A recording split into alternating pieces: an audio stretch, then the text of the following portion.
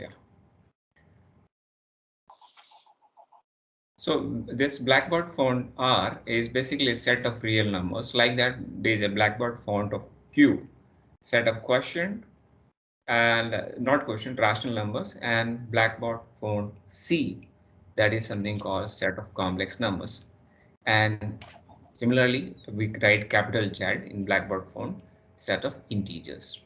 Okay, so this things when comes, don't get scared. So here, if this kind of curly bracket will be using to say set of all integers between 0 to n. A, B, you know that especially close interval for A and B are close. And this is important basically. This notation will be using for denoting the set subtraction. So this will be something useful while working with the fuzzy logic part. And I request all of you to mute your mic until unless you have any query. Okay, just mute yourself. If you have a query, you can always interrupt me in between. Don't have to wait for me to ask question. And there is a sub I, so that you know is a ith element of a particular vector A, you'll be calling is. And this is something new to you, you might have not seen before. So here, if I say A is a vector, and if I say A sub underscore I, so it means that all the elements of A except ith element. What I mean to say, suppose A is basically a vector of 10 elements. If I say A subscript 8, it means all the elements of this one except the 8th element. So this notation you should remember. Sometime I'll be using it. AI, you know that column means all row of ith row completely. Similarly, jth column. And ijk basically when we talk about 3D tensor. So we say ijk. So ij, you know, is a matrix. And K is called page 1, page 2, page 3, like that. You can say that. Okay. Similarly, you can talking about one 2D matrix of a 3D tensor, where all rows, all columns are mentioned there. And IN is, you know, that's basically n-dimensional identity, AD transpose, and this is something some of you might be familiar with this, some of you may not be. So this is something called Morey-Penrose pseudo inverse of A. Now this is what, so let me tell you something about here. Basically, when we go for finding the inverse of a matrix, we know that one of the conditions that the matrix has to be a square matrix, then only you can find the inverse of it. But in real life, when we talk about the machine learning or neural networks, when you apply the kind of data you have or the kind of settings you want to put it in the model, it is not always possible that you have a square matrix. So in that case, you'll be getting a tall matrix or fat matrix. What I'm trying to say that you may be getting a rectangular matrix. So this Morey-Penrose pseudo inverse is basically a technique which is that using which you can find the inverse of a matrix, rectangular matrix, okay, without bothering that it has to be a square matrix. And that's why they call it a pseudo inverse of A, means it's not actually inverse of A, pseudo inverse of A. And this notation is denoted by A superscript plus. So this you should remember that what does it mean, okay. And here A big O dot B, basically element wise head-mart product of A and B. So this you may not be using now, so we'll see when required. This you go for determinant of A, and this notation I'll be using very frequently. So let's say this here X is the element of Rn. It means that basically X is a vector, n-dimensional vector. You can say that, okay, or you can say X with the n elements. So basically it's an n-dimensional vector. If I write something called A, and this, you know, it belongs to, and here I'll be calling it in. A is in Rm cross n. So basically A is a matrix with m rows and n column whose elements are from the real sets, real number set. Okay. Likewise, I could have mentioned this as Z or Q or C, indicating irrational numbers, integers, or a complex numbers. Accordingly, I could have done it. Now let's come to this and try to recall our concept for the scalar, vector, matrices, and tensors. So basically, the study of linear algebra involves this kind of mathematical objects. We talk about scalar. Scalar is nothing but just a single number. And vector, as you know, first time we came across the scalars and vector in the 11th class, if you remember, or PUC 1, what you call. So it's an array of numbers. And matrices, you know, that's a 2D-dimensional array of numbers. And tensors are useful for representing higher order relation for this. For example, when we need array of more than 2 accesses, then how we do about it. So you know that Google's tool is there for machine learning, or probably neural also, something called TensorFlow. So they have used this. So this is not arbitrarily chosen. Basically, you do everything, all the analysis on the tensor dimension. Kind of matrices will be there, and that's why probably they have named it TensorFlow. Now, product of two matrices, we know that's A and B is M cross N, B is N cross P. So this is known to you that you know that the word condition should satisfy in order to have a product of, let's say, A and B, so that we know that when you multiply, you got a dimension M cross P. So otherwise also, when we talk about this as element by element, if I take it, Ci is A, K equal to 1 to N, AIK, BKJ kind of thing. So when you have this, we know that A is also a matrix, B is also matrix. So this is the, here K we call it a pivot element across which it moves, okay? So this is how we find it, the element of C matrix. And then you know that, so this you things be very careful about this because we'll be using this frequently. So let's say two vectors x and y of n dimensional are there, and we write this quantity x t y. We call it the inner product. Okay, inner product, or if you remember in school we also used to call it a dot product. Okay, so or sometimes it's called cost product also. So basically dot product or inner product is frequently used. So when I take this x t y r, so this kind of numbers is basically whenever say xt, it is represented like this. Now, when I see y is a vector, by default, actually it means like this. It's basically column vector. But if in book always, just to save the space, etc., we always write in case of like something like this in a row vector. When we say row, always I have to represent it by xt. So sometime I'll be using xt. So you know that why should I use this? No, this is the reason. Otherwise there is nothing. Actually, vector means it is something like this. So we know that whenever we multiply this, it's basically element by element multiplication, you get this xi, yi, n. Okay. So this is straightforward, nothing great in that. And we know that's basically it's a commutative property kind of thing. So xty is as good as ytx, but you should not change this transverse position. You cannot write say xyt, then it becomes something called outer product, not the inner product. So outer product you might have not come across so far as a term as such, but you might have done something like this xyt. So again here x is a basically m dimensional, y is n, and need not be of the same size, you can say, but let it be. So xyt basically m cross n is called outer product. So see the difference here, always t transpose is always with the first vector, and in case of outer product t is always with the second vector, that is outer one. Okay, and whenever you take outer product, so inner product will always give you a scalar value. Remember that it's always a scalar value, whereas outer product will always give a matrix to you, something like this. Now the question is, this is known to us, we do a lot many times, we apply this inner product and all this stuff, but the question is, why should I go for this outer product? What is its utility? So here is the utility I want to show you. So uses of outer product is something like this. Let a bold a1, bold ones basically is representing. What do you mean by this? Any one of you? Can you tell me what does it mean? Hello? Anybody can tell me? So I'll call some name randomly. Please answer. Yes. Raghav?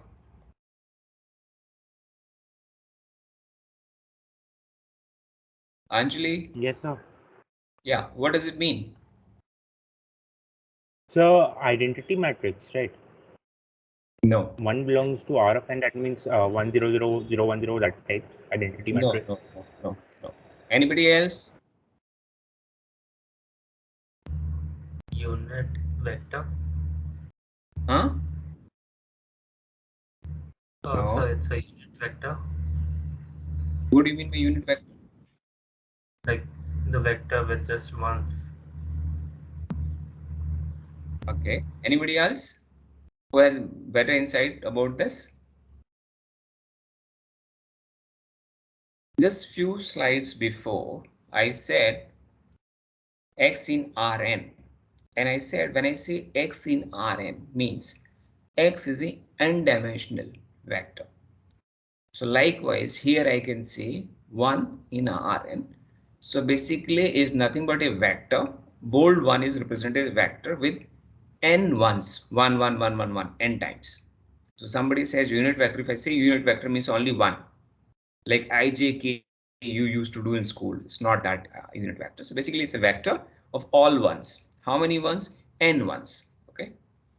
And now let's say, and somebody says is identity. No, nothing to do with the identity. Remember that whenever say identity matrix, there cannot be an identity vector. Is identity matrix, when I say then it has to be some n cross n. Okay. So now here A is basically m cross n is a regular matrix whose columns are all equal. Let's say that A is something whose columns are all equal and some vector x, like that. Assume that. So what I'm saying that I want to show the utility of the outer product, that is x, y, t. How do we use and why to use? So if you have something, a matrix A whose elements are all x1, x2, xm, x1, x2, xm, like this, you may say it is ridiculous. It will never happen. Don't worry about this. I just idea to understand that how do I make use of this outer product. Now this, let's say this is happening and this is happening n number of times, let's say. So basically m cross n, so n number of times. So instead of writing all the columns, I'll write one column and then I post multiplied by this one transpose, one vector transpose, which normally I write as x. So x is basically Rm. Here you mentioned 1 is basically of n dimensional. So this x1t. So instead of writing like this, it is very oftenly used in mathematics, especially in machine learning and neural, that we simply represent by this. So we get an idea that this is what x is repeating n number of times, same vector. Okay, because when you open up this after this one, you will be getting nothing but this one you will get. Any query here? Hello? Okay. Now, you know that matrix vector product is very well known to you. So you have done enough equation solve all these things. So this is the simple process, nothing great in that. And instead of representing like this, sometimes we represent in this way and this particular way also. And this, if I take transpose, this position changes and this is how you write it across. Now identity matrix, as somebody else was also pointing, so it is always basically a square matrix. There is no question of rectangular identity matrix. It always has to be square. So n plus n, which we define as a I of ij equal to 1 whenever this a diagonal element, means I equal to j. Unknown diagonal element is 0 when I is not equal to j. And we know that whenever we have this identity matrix, either you post multiply a matrix by identity matrix or a pre-multiply, the value remains same. That's all. So now there is another concept, something called diagonal matrix. When I say diagonal matrix, need not be an identity matrix. Identity matrix, you can say that is a special case of diagonal matrix where the diagonal elements are ones. So effectively diagonal matrix is a generic one. So here all values are 0 except the diagonal element, and that element could be anything. It need not to be 1 as in case of identity matrix. So definition is same, but here 1 is not compulsory. So it could be any value other than 1 also. So such kind of matrix you call it a diagonal matrix. So as I mentioned here, this I can be written as this kind of form, diagonal. And A is n cross n is symmetric. If we take the transpose and value remains same, then we call symmetric. But if you take transpose and it becomes equal to minus of AT. So you call it antisymmetric. You have done all this kind of thing. And the relation between the symmetric and antisymmetric is something like this one. You can do this. Now, one more thing is that there is another set, Blackboard form set S n, which means that it's basically a symmetric matrix.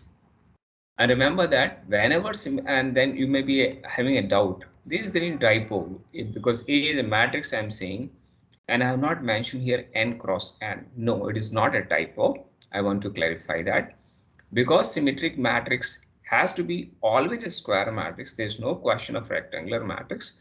So S is just saying that it's a symmetric matrix of dimension n, means it is n cross n. So it will often come across to you. So it should not get confused when I talk about this. Now, one more property of this one is something called trace. So trace of a square matrix basically is nothing but a sum of the diagonal element, as simple as that. Sum of the diagonal element, and this is something called trace A and this TRA or TR. So now why this trace is so important? Because sometime in our calculus method, and we use a concept called matrix calculus. So you might have heard of differential calculus, integral calculus, but in machine learning or neural network, we use something called matrix calculus. We apply this calculus techniques to that. So in that case, while taking a differentiation of multidimensional equation and value, we use this concept of trace to simplify our life. So this I'll show you sometime later. Now suppose three matrices are there, A, B, C, square matrices. Then it has following properties in terms of trace. So trace of A equal to trace of AT. Do you think it is true? Hello, anyone of you? First property, does it make sense to you? Hello? Yes, sir, because diagonal remains same. Yes, because A is a matrix, a square, and if you take the transpose and then sum it the diagonal element, or without taking transpose and then sum it, the sum of the element remains same. So this is also similarly like this trace of A plus B or trace of individual matrix you compute. Now if alpha is some constant value, so trace of alpha times A or alpha times trace A remains same. Now suppose A and B are there such that if you multiply A and B individually may not be square, but if you multiply then they become square, then trace of AB equal to trace of BA. Also, ABC individually may be square, may not be square, but if you multiply all three and they form square, then there is a beautiful property, that is trace of ABC equal to trace of BCA. So you can see that circular right shift is happening. Trace ABC, trace BCA, trace CAB. So this kind of things happens. So its properties holds. Now we talk about something called norms. So norms are frequently used in mathematics and of course here. So norms is basically some sort of vector is a measure of length. You want to measure the length of the vector. Simple. Commonly used norms which you might have come across something called Euclidean norm, and more formal way we sometimes call L2 norm, L sub 2 norm. So L sub 2 norm, and remember that it is denoted by these two vertical lines on either side sub 2. So you say that what man, in my exam somewhere I have written this only not two lines, only one line. So that is basically is a modular thing. You can see that you want a modulus part to be positive only. So it is not the case. It is not that. So mathematical abuse will not be tolerated in any way. And so you know that this is how you go for x square, sum of all the element, and then the square root of this. So this is basically called Euclidean norm. And this is something called, there's a relation that Euclidean norm has something to do with the inner product. And how does it possible? So let's say this, we can write it straight away. So let me just on this.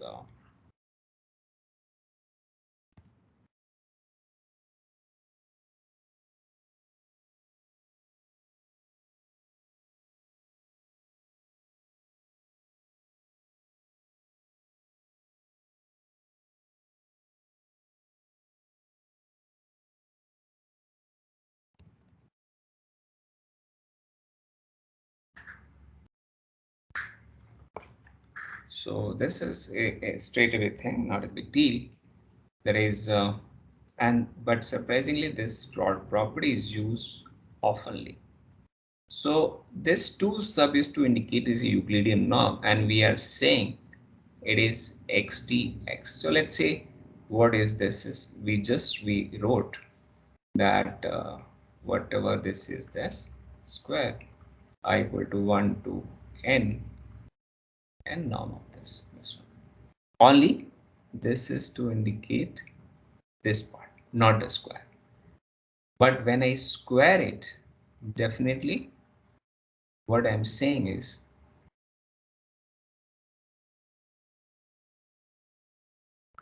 right now I'm saying that this is it is equal to xtx. So that is very straightforward. Here let's say I'm talking about n elements, and so I can write it here that if xt is there, sorry, xtx is there, so I can write here x1 x2 see xn, and this part of x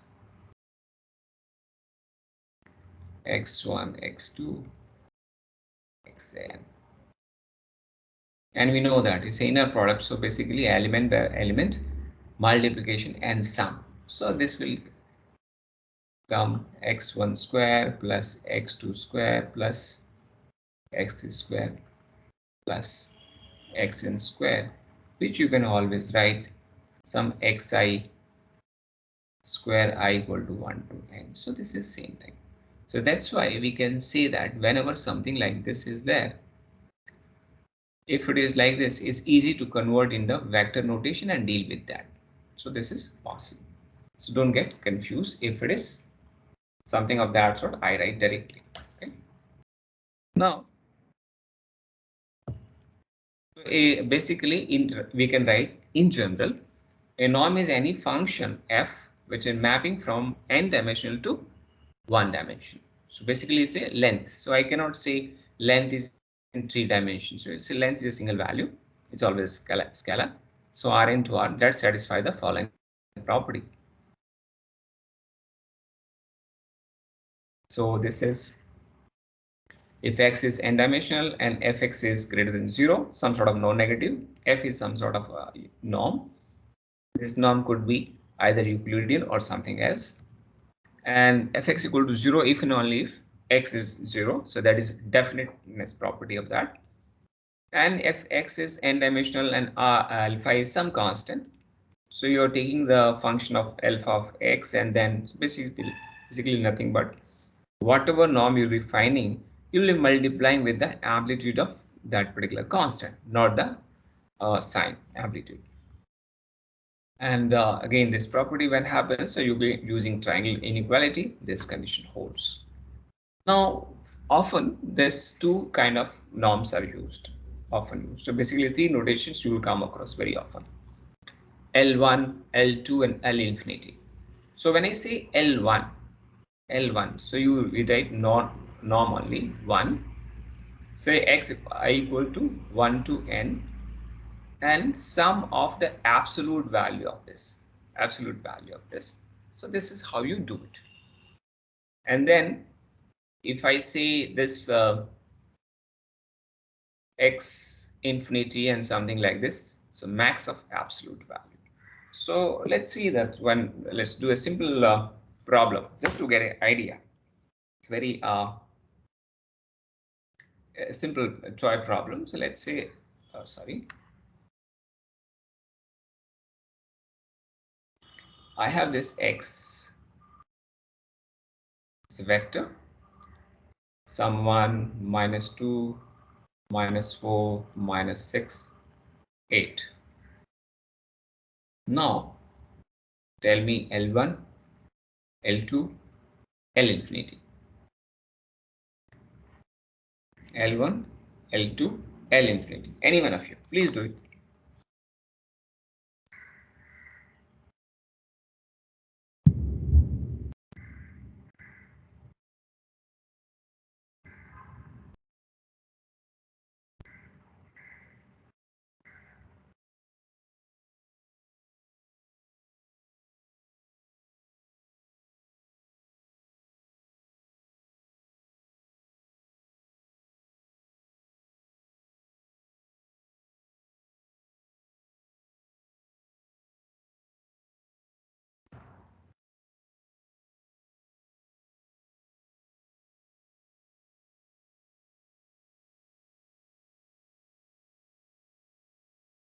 Are you there?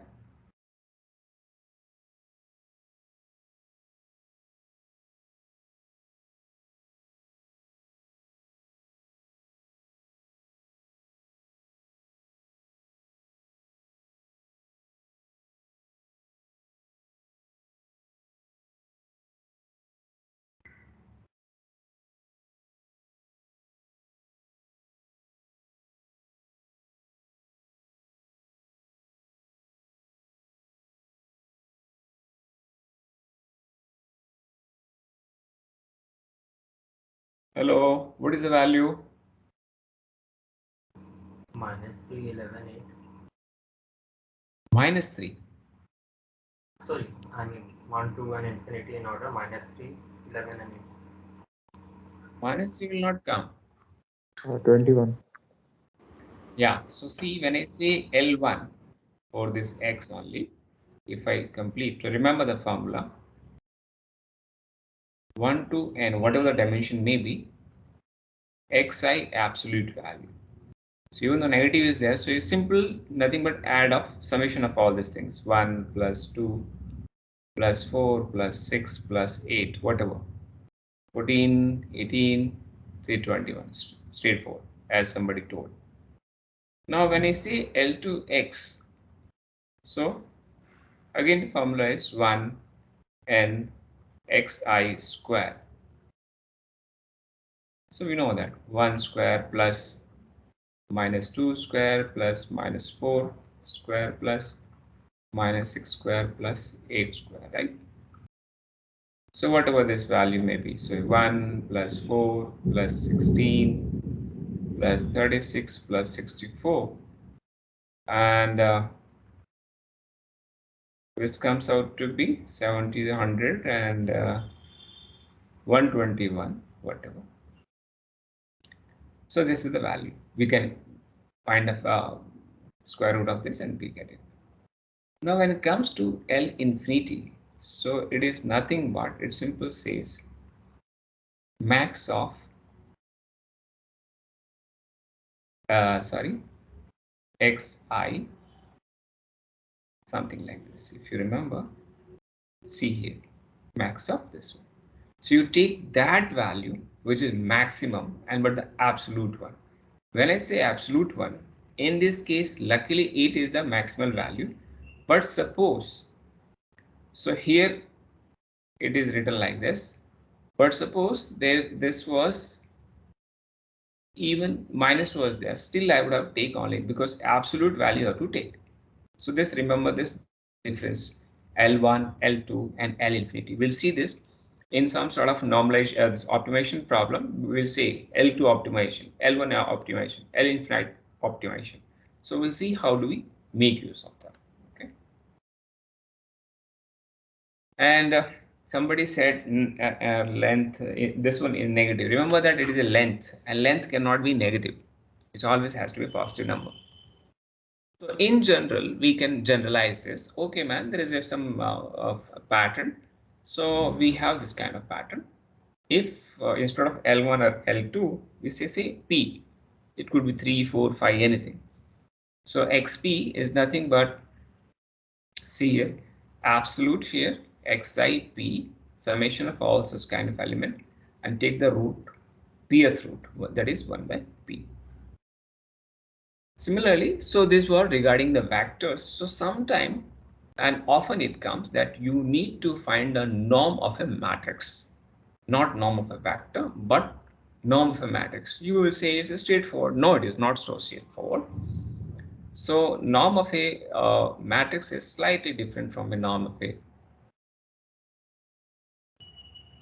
vector, and this what we call as a Frobenius norm. So this norm of a matrix we often known as a Frobenius norm. So this is the formula we use. Either you use this kind of thing or find trace of ATA and take the square root of this. This will give the same value. Now this we have studied in school something called linear independence and rank of a matrix, etc. So this independence is known to us. That's at let's say x1, x2, xn and B from Rn means each vector is basically m dimensional. So this notation means x1, x2 and xm, each vector of this kind of is from the m dimensional, and they are said to be linearly independent if no vectors can be represented or presented as a linear combination of remaining vectors. Ultimately, what I'm trying to say that you cannot write a vector as a linear combination of these vectors. And there is no such combination other than the zero constant. If that is the case, such kind of vector you call as a linearly independent, otherwise they become dependent. Conversely, also we can say that they are called as dependent, that is, if x and I can write in terms of n minus 1 other as a linear combination of this one. Right? So column rank of a matrix A, m cross n, basically you know that number of independent columns of A. So what do you mean by independent columns of A? Suppose there is a matrix 3 cross 3. So how do you know that some columns are independent or not? What do you mean by that? Any one of you? Any guess?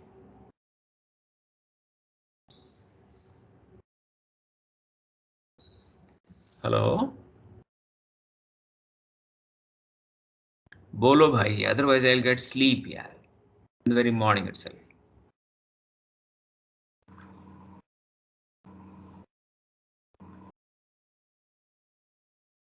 So what do you mean by independent columns of A? How you check it?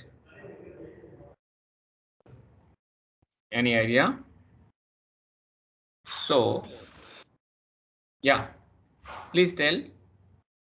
Sir, they're not dependent on other columns.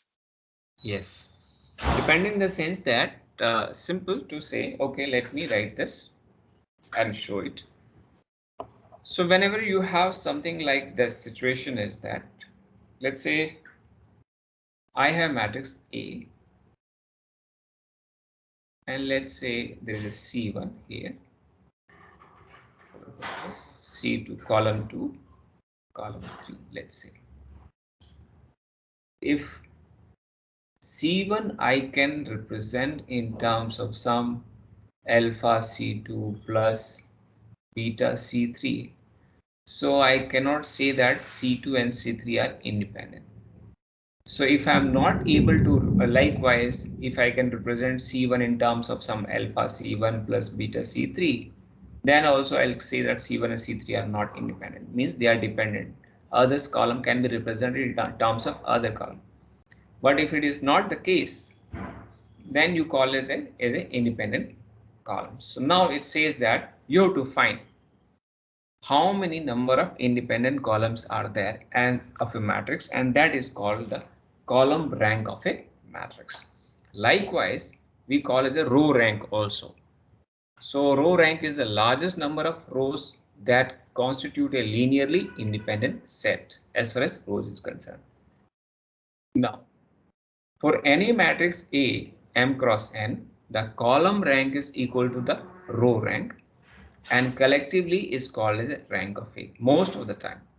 Column rank is equal to the row rank, and you might have done this in very first year in school also. We have done this in first year. We know that Cayley-Hamilton theorem satisfies such kind of things. But anyway, so this is a rank of A, and this we shortly denote in a short notation. We denote rank of A. Now rank of a matrix has got certain properties, and some of them is that if A is m cross n, whatever m cross n is dimension, then rank of A will be always less than or equal to minimum of this 2 dimension. Suppose I can say 4 cross 7, let's say matrix is there, so I can have a rank 4 or less than 4. It could be anything. Okay, but if the rank of A is equal to the minimum of them, perfectly, let's say rank, if I'm taking a matrix of dimension 4 cross 7, a rank is exactly equal to 4, that is the minimum of the 2 dimension, then A is said to be full rank matrix, but sometimes we get a rank which is lesser than the full rank value as well. So if A is M cross N and rank of A equal to rank of A to E, that is very simple. If you take a transpose, find rank, the value remains same. Rank won't change.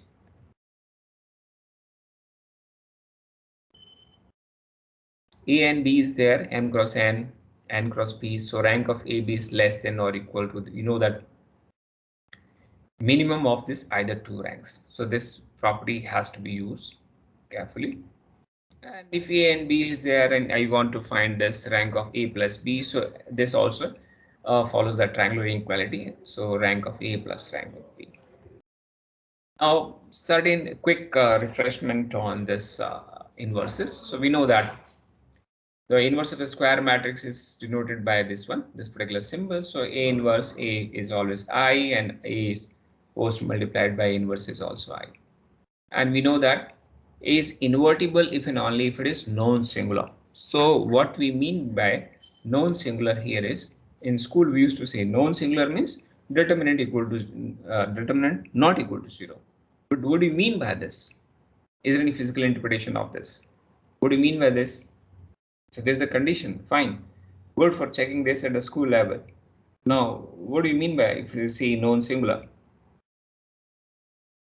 Now we say non-singular, simple to say that it does not have dependent rows or dependent columns, means there are no rows which can be represented as a linear combination of other rows, or there is no column which can be represented as a linear combination of other column. That is if that is the case, then A have its inverse, so it will invertible. And A to be invertible, you know that it must be full rank. So just now we have seen full rank means the rank of this particular matrix should be equal to the lowest of the dimension. It constitutes that M cross N. If M is low, M. Properties of inverse all assume that AB is basically N cross N, the square matrix. So we are assuming. So inverse of inverse is A, and AB inverse the whole part. So basically they reverse the thing and we multiply them. So AB inverse whole thing becomes B inverse multiplied by A inverse.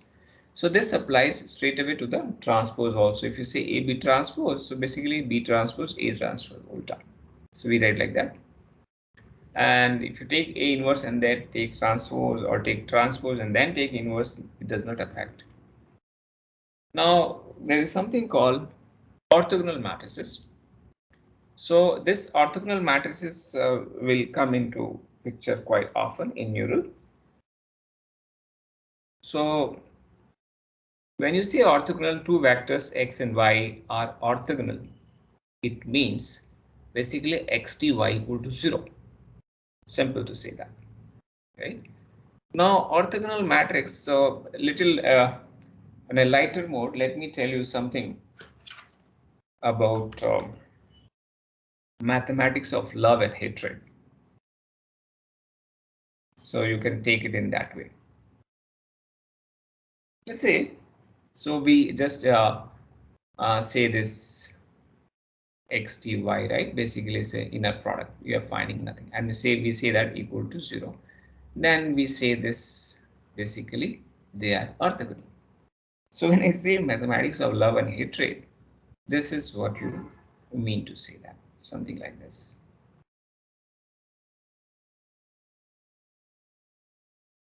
Now let's say you are here and you call as yourself A, and you got befriended with somebody either from the same gender or opposite or whatever it may be. And so you say, you might have seen when you came to MIT or somewhere else, you go and your friend meet, you say this movie, yeah, even I like this movie. This dish, yes, I like this dish, etc., etc. And you become great friends sometime, and most of the time, let's say. Especially it happens in opposite genders. It's based on my observation I'm telling. Don't take it personally or any comment against any gender, nothing. So what they do, either for initial thing or they compromise some of their actual hidden talent. And if the other person say, I like this genre of movie, he says, even I like it. So effectively, this person B also shows the same kind of interest in everything. So effectively, the angle between A and B is 0. A and B is 0. if angle between A and B is 0, so that if A vector is there and if I take B vector and A magnitude, B magnitude, and then cos of theta, and this particular part is 0 degrees, so you know that you get the maximum value. You have good value. Perfect, fine. Over a period of time, let's say that particular person you married, and I'm talking about in a conventional way, and so you're marrying opposite gender only, let's say, and now the B is here. Some angle has developed. Probably this angle was always there, but it was hidden. It was hidden. So what happens that if angle is hidden, initially the other person say, yeah, even I like this movie, I like this, and you like, or whatever. Either A lied or B lied, whatever may be the reason. I'm not saying only B.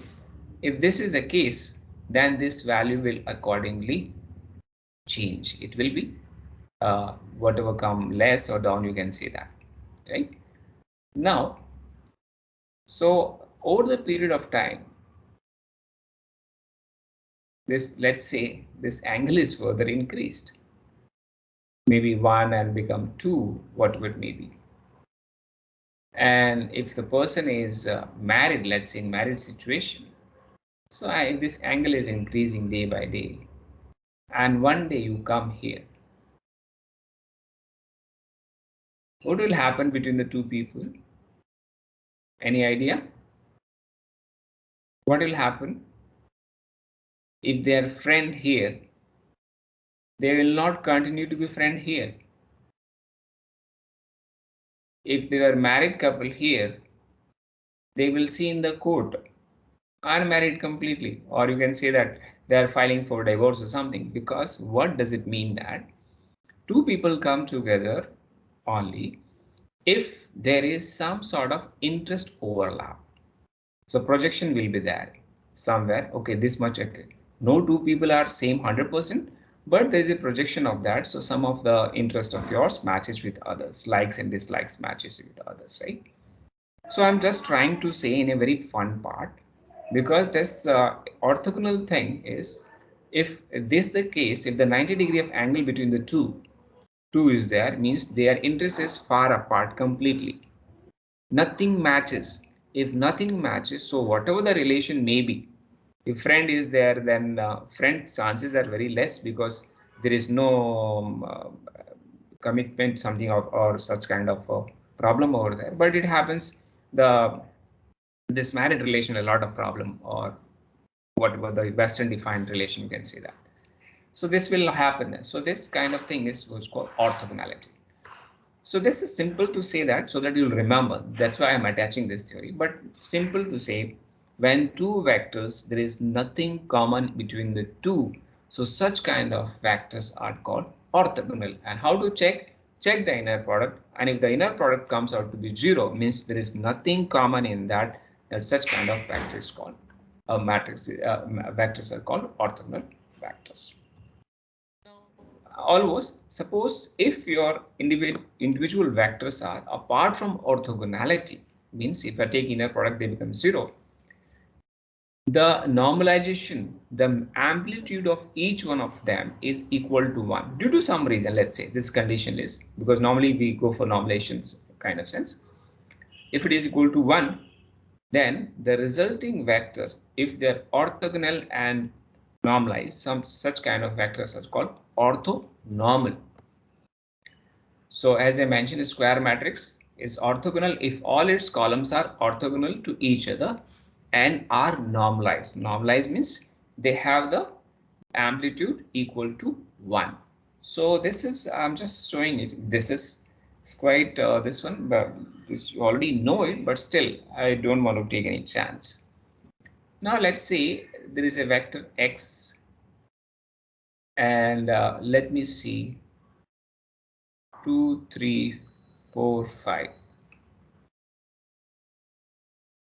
I want you to normalize it. How will you do it? Or I can say that other way.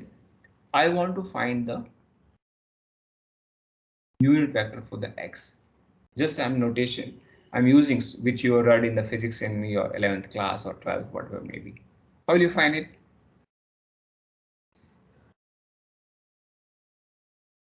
How did you find it earlier? So you divide each element by root of 2 square plus 3 square plus 4 square. Yes, yes, yes. So first of all, we have to find the magnitude of this, right, of this vector. So effectively, I have to go for this kind of thing. 4 plus 9 plus 16 plus 25, whatever may be, 3 by this element again as comma each one, right? So this you do. So that's why we ultimately the formula is simple. Whatever the vector may be, we divide by. Always I don't write 2. If I write 2, it's fine. Euclidean norm. Otherwise, you also use assumption made that it is. So in this, it is what that suppose there is a matrix A where there are this column C1, C2, C3, etc. They are their columns. If C1T C2 equal to C1T C3 equal to C2 C3 are all 0, means inner product of this with this, this with this with this equal to 0, and condition is C1 equal to 1 equal to C2. Each individual is also normalized in their own sense. So such kind of matrix is called orthonormal matrix. Remember that. Orthogonal means not necessarily that those individual vectors has to be normalized. But when I say orthonormal, it has to be normalized. It orthogonal and at the same time individual vector should be normalized. So this is the thing, and this will be using often. So that time you should not have any confusion. So that's why I'm going quite slow, but okay. So this I mentioned it from orthogonality and normality. We say ut u equal to 1, I and u ut. Now the beauty of this orthogonal matrices are such that if you just take the transpose, you'll get the inverse. So this I will show you. So if u is, but here it's said that if u is not square, but its columns are still orthonormal, then you have this property that u2 u equal to I, but not the other way. Outer product is not equal to I. Also, operating on a vector with an orthogonal matrix will not change its Euclidean norm. Suppose U is a orthogonal matrix and you apply X and after that you want to find a Euclidean norm. So it will not change. Euclidean norm will continue to remain same. This is again a beauty of this orthogonal matrices. Now range, null space and of a matrix. So range here, first of all, spanning a space. What do you mean by spanning of space? You might have heard this sometime in first year probably, vector space spanning. What do you mean by that? Any idea?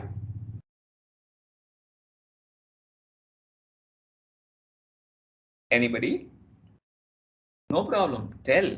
If not right, it will be wrong. But what worst could happen? Nothing.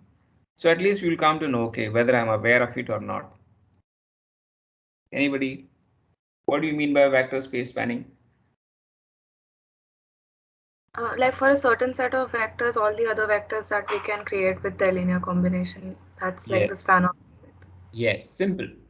So some key vectors are given to you, something called as a basis vectors, and using that you are able to create a other vectors, right, as a linear combination. So the such kind of process is called this one, spanning of vectors. So here is as mentioned in the definition on the slide. So span of a set of vectors, this one is the set of all vectors that can be expressed as a linear combination of this one. That is now span of this one. So these are x1 to xn are nothing but these are the key basis vectors given to you. And this what it says that, remember this curly bracket means it's a set, not a, so I'll not be using a normal bracket. It's a curly bracket, so it's a set. It's saying that V such that V you obtained as a linear combination of this X, and V could be anything. Now, is there any limit on this? Can you say about the cardinality of this particular set? What could be? Do you understand the meaning? What do you mean by cardinality of a set? Hello? So cardinality means number of element in a set. So let's say in this class, this entire NNFL class is a set and there are 66 students in this. So cardinality of this set is 66. So you have the definition with you. It says that V, the vector V, such that this condition, this column is to indicate such that. Sometime it is written as a vertical line also. So don't get confused. Such that V was obtained as a linear combination of xi. Now tell me what could be the cardinality of this particular space, cardinality of this particular set span. What could be? Any guess? Indeterminate. Yeah. Will be indeterminate. Yes, you can say that. So theoretically it is infinite because alpha is from R. R is okay, is basically a set of rational numbers. So any values of alphas, and there is no limit on this alpha, right? So it's basically infinite possibilities are there. Okay, good. Now there is something called projection. So projection of a vector y is m-dimensional onto span of x1, x2. Span means using this you might have created some vectors. And how do you project y into that? Is a vector v is another vector v on span such that v is as close to y as measured by the Euclidean norm v minus y. Now ultimately I want to say that I could have looked some diagram, something of that. Let's say I want to find a projection of this onto y, onto the span of this, and the span, let's say I found we let me say for example like this.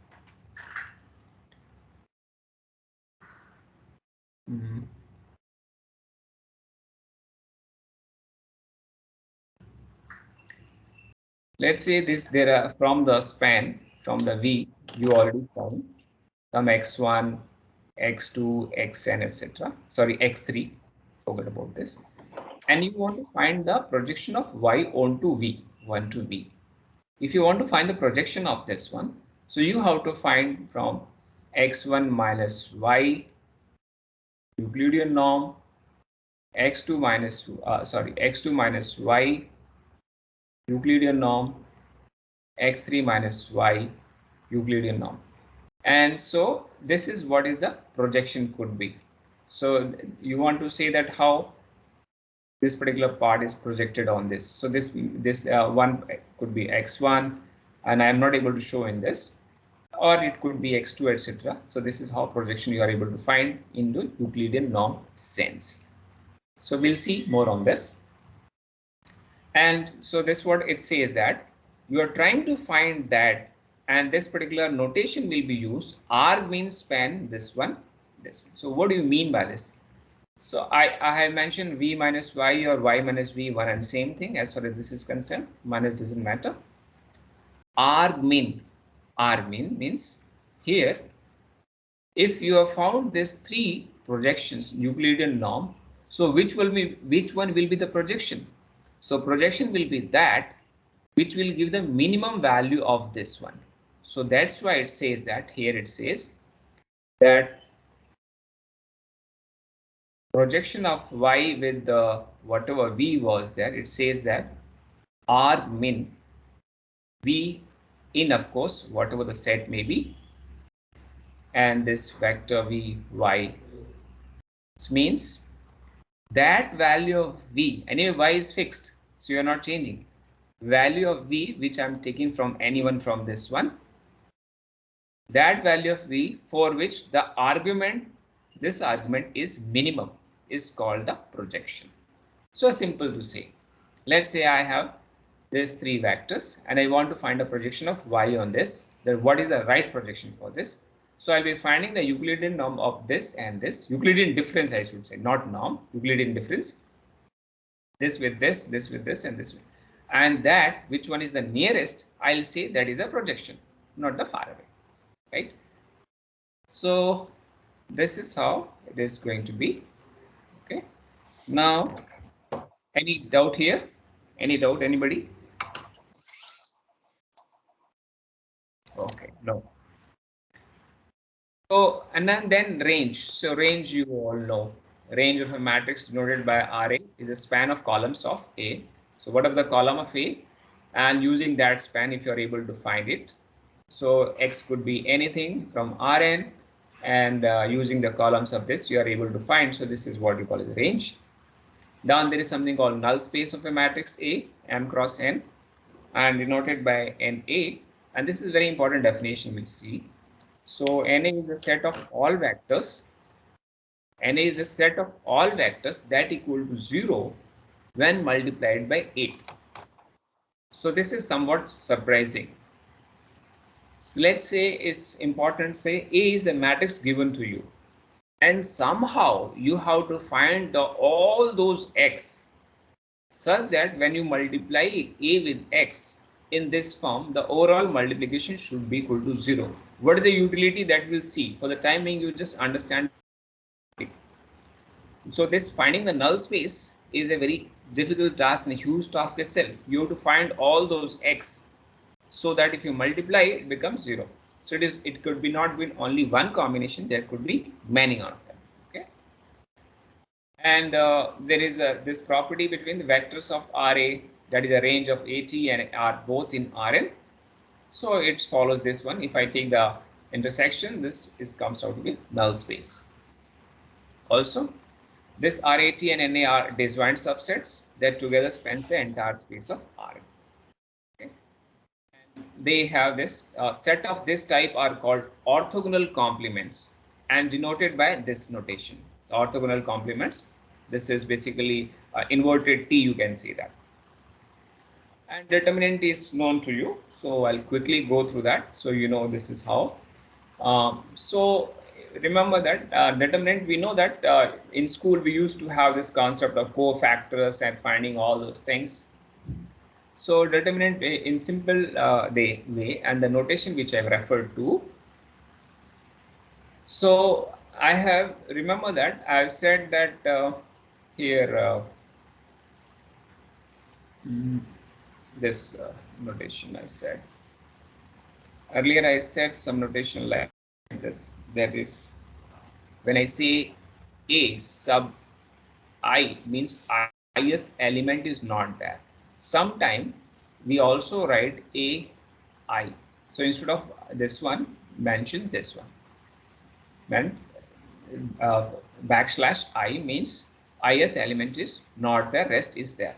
Now using this Miller notation, so here it is mentioned something like this, that determinant is nothing but -1 raised to power this I plus j aij you'll be taking, and you'll be finding the determinant subdeterminant of aij means ith row and jth column you'll remove, and whatever the sub matrix comes, that is a determinant. So that we'll be finding. So this we normally do using the cofactors. This is what we do, right? So, and it's mentioned here, Aij is a matrix that results from deleting the ith row and jth column. That's why I told you that particular notation. And we know that satisfy this property is a straightforward, so nothing great in that. So it's a straight away. Okay. Now here, this is something which will be useful, which I'll tell now. So quadratic form you might have heard, and we know that like ax square plus bx plus c is a quadratic equation, we know. But how do we say this in terms of this equation in terms of vectors or matrices? So remember here, when I say given A, let's say it's a square matrix n cross n, and a vector x, n-dimensional vector, the scalar value x2 xt ax is called quadratic form. Then you say here, why should I buy your statement? This is a quadratic equation. Why should I? So let's see this. So I have expanded this. xtax I can write as a, because xt. So forget about this. You consider entire ax as some y. So xty is nothing but inner product. Inner product is nothing but summation of xi into the yi. Is that okay? Instead of y, I'm saying ax and whole I, means the ith component of that particular thing. So let me know if anywhere you get confused. Now, if this is I, now let me go inside this. Ax is a further multiplication. And when I open this particular bracket, A is anyways a square matrix. So this bracket, it becomes Aij and xj. I is anyways there with I. And so j and xj is there, right? When I open this further, so this two summations comes, I equal to 1 to n, j equal to 1 to n, and aij will be there, and here becomes xi xj. So here these two terms come, so this is what's why we call it a square. The quadratic term has come. So this is, so remember, henceforth, whenever I write xdax, basically it's a quadratic equation in the vectorial notation. Okay, and the reasoning is this one, why I wrote like this. Some definitions are here in this one. So these definitions are very oftenly used. Something called positive definite, positive semi-definite, negative definite, negative semi-definite, and indefinite. So these are some notations we use, or some definitions we use, which we will see how we go about it. So a symmetric matrix A, well, remember this, symmetric it is there. That's why I will not write n cross n, because symmetric is always a two-dimensional matrix. So n cross n will be there. Is positive definite if for all non-zero vector x, anything, if xt ax, whatever you are finding, if value comes out to be definitely greater than 0, you call as a positive definite. So this definitions comes quite handy when we put forth this condition that this particular to be happy or to be applied, it has to be positive definite or positive semi-definite. So let's see another positive semi-definite. It's a little relaxed condition, which says that this will be called as a positive semi-definite if for some vector or all vectors, whatever vector x are in, if I take this quadratic form of this xdax, this value comes up to be greater than or equal to 0. If that is the case, we call as a positive semi-definite.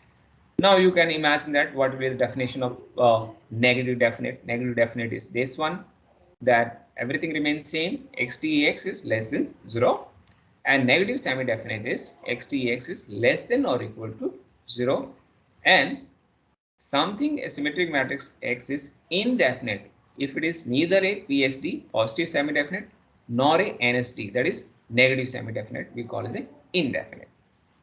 So most of the time which you will come across is this PSD, that is positive semi-definite. So this we'll see. So for the timing, I just wanted you to remember this notations in the formula, this one. And so this is gram that we'll see.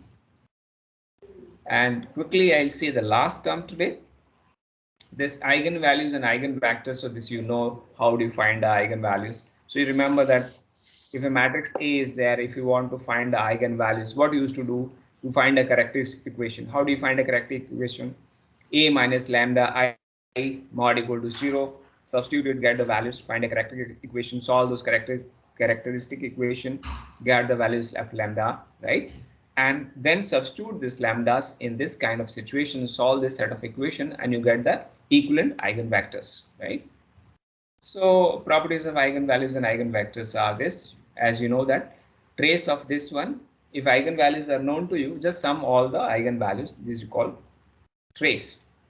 And other of a definition of trace, we said that sum of diagonal element is equal to trace.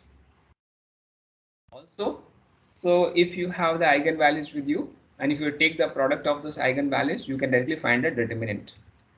So rank of A is equal to the number of non-zero eigenvalues of A. So effectively, this eigenvalue and eigenvectors are something you can say that they are the genes of a matrix. So they will describe them. So remember that just by eigenvalue, you came to know what is the trace. Just by eigenvalue, you come to know what is determinant. Just by eigenvalue, looking at eigenvalue, you know that out of 10 eigenvalues, 9 are non-zero, you say that rank of that particular matrix is 9 straight away. You don't have to calculate and do anything over that. Okay. And if determinant is basically non-zero value, so 1 over lambda I is nothing but is eigenvalue of A inverse itself associated with the eigenvector. Okay. And the eigenvalues of a diagonal is nothing but the diagonal element itself.